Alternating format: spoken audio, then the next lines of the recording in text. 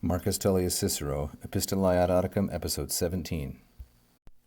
Id te, scire volui, si quid forte ea res ad cogitationes tuas pertineret.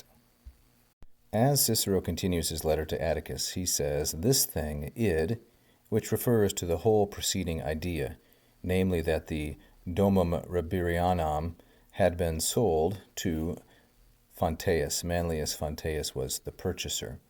He says, id, this fact, te scire volui, I wanted that you know, te scire. So how does the syntax here and the grammar work? The verb is volui, the subject of which is implicit ego, I, meaning Cicero.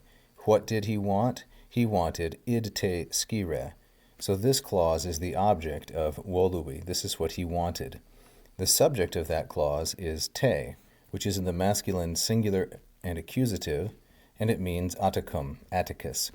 I wanted that you, Atticus, know, scire, this thing, id.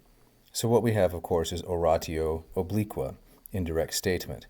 I wanted you, accusative, to know, scire, id, which is neuter, singular, and accusative, as the object of scire.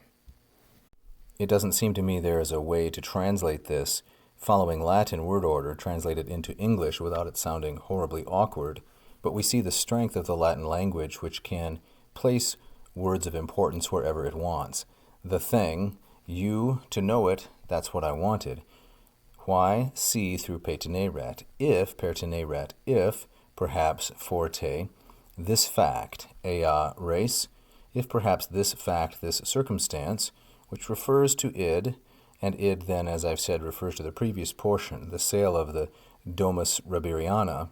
If perhaps, forte, this fact has any bearing, pertineret, would bear, ad cogitationes tuas, on your considerations, your plans, your deliberations, perhaps.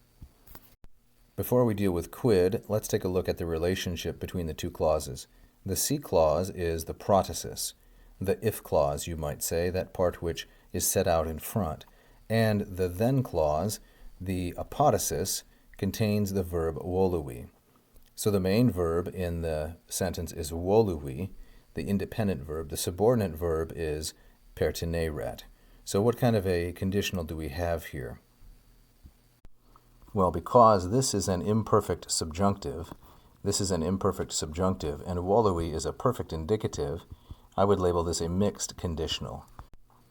While the protasis, as an imperfect subjunctive, is a contrary to fact present, the apodosis, with a perfect indicative, would be a simple fact future, and thus a mixed conditional. And notice how it follows the consecutio temporum, the sequence of tenses, the consecutio temporum, namely that because the main verb, volui, the main verb is a perfect tense, then the subordinate verb has to be, the subordinate subjunctive has to be either imperfect or pluperfect, and thus it's imperfect. Now what are we to do with quid? Well, after C, we should understand this as aliquid, and I believe we should take it as adverbial. In other words, if perhaps this circumstance, the sale of the house, relates to your plans, ad cogitationes tuas, in any way, in any respect. If you want to get a better handle on how res is used and what it means, ea res in the previous slide, you might consider downloading the Andrews-Freund Latin-English Lexicon, 1861. It's in the public domain. You can find the relevant portion, pages 1310 and following. This is an amazing resource, freely available.